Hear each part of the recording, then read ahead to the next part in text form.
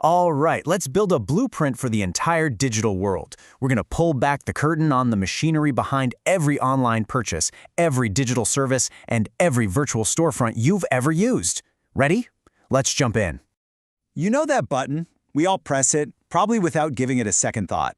But behind that one little click, there's this incredible, hidden world of technology and business models working in perfect sync. It might feel like magic, but we're about to map out the entire blueprint, from the moment you click to the money leaving your bank. Okay, so every good blueprint needs a solid foundation, right? For our digital world, that foundation is the town square, that virtual space where everybody gathers to do business. This is where it all begins. We are all living right in the middle of the digital economy. And it's not some far-off academic idea. It's the engine that powers everything from your food delivery app to your Netflix account. It's simply where business gets done now, online. And smack dab in the heart of this economy, you've got e-marketplaces. This is our town square brought to life. It's the virtual shopping mall, like an Amazon or an eBay, where millions of buyers and sellers can all meet in one place to trade. You know, this iceberg visual is perfect. It really shows you the two sides of any e-marketplace. The front end is what you see. It's the tip of the iceberg. It's the search bar, the product photos, the shopping cart. But underneath the water, there's this massive back end. This hidden factory that's running everything from managing inventory to organizing shipping. So we have our digital space. But here's the thing. The internet didn't just give us a new place to shop. It completely tore up the old rule book and wrote a new one for how we buy and sell. We all know how a normal auction works, right? You've got one seller, a bunch of buyers, and the price just keeps going up. Well, the digital world created something called a reverse auction. Here, you have one buyer and lots of sellers, and the sellers all compete to offer the lowest price.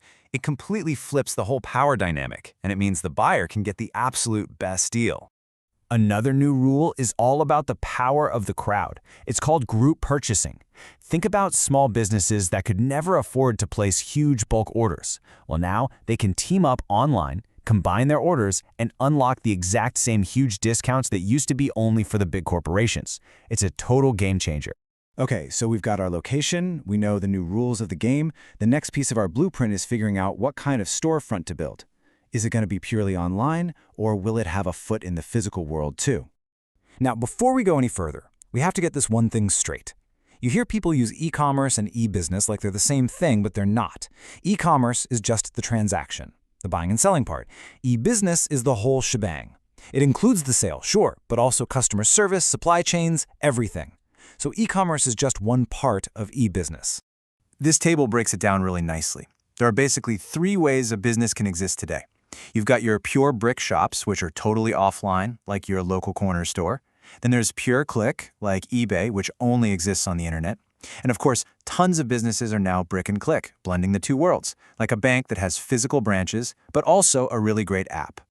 Now we get to the really interesting part of any transaction. Who is shaking hands with whom? In the online world, we have a kind of shorthand to describe every single type of business handshake you can imagine. First up is B2B, business to business. This is the massive, invisible backbone of our whole economy. Think of a company that makes car parts selling them to a car factory. We don't see it happen, but it's a huge part of the market.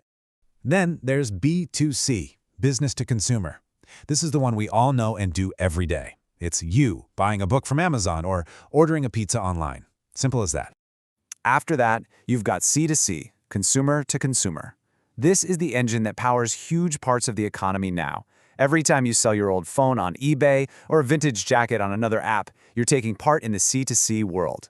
And you can just flip that script with C2B, consumer to business. This is the gig economy in action.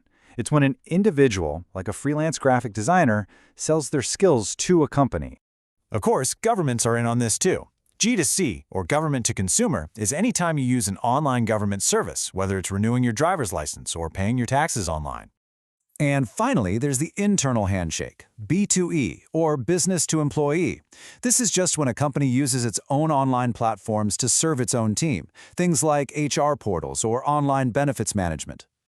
Okay, we've built the structure, we've defined all the players, and we understand all the different handshakes. Now, for maybe the most critical part of the entire blueprint, how does the money actually and safely get from the buyer to the seller? Well, this is all handled by something called a payment gateway. The best way to think about it is like a digital armored car for your information. When you type in your card details, step 1 is encryption.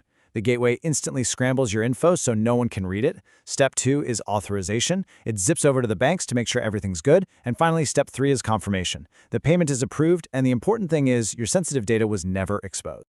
But those big payment systems aren't very good for teeny tiny purchases, like buying a single newspaper article for 99 cents. That's where a special system called micropayments comes in. It's designed specifically to handle millions of really small transactions efficiently. So, our blueprint is just about complete. To finish up, let's zoom out and look at the big picture. What are the massive advantages and the built-in risks of operating in this digital world we've just built? When you look at our finished blueprint, the pros and cons are pretty clear. On one side, the opportunities are just huge, right? You have a global audience, your store is open 24/7, and marketing can be way cheaper. But the threats are just as real. You're completely dependent on the internet working, there are constant privacy and security risks, and, it's pretty hard to sell fresh fish online. So there it is. We started with one simple click, and piece by piece, we've mapped out the entire digital business blueprint. We've seen the marketplaces, learned the new rules, defined the handshakes, and followed the money. This is the blueprint that our modern world is built on. And it really leaves us with the most important question of all. What comes next? What's the blueprint for tomorrow going to look like?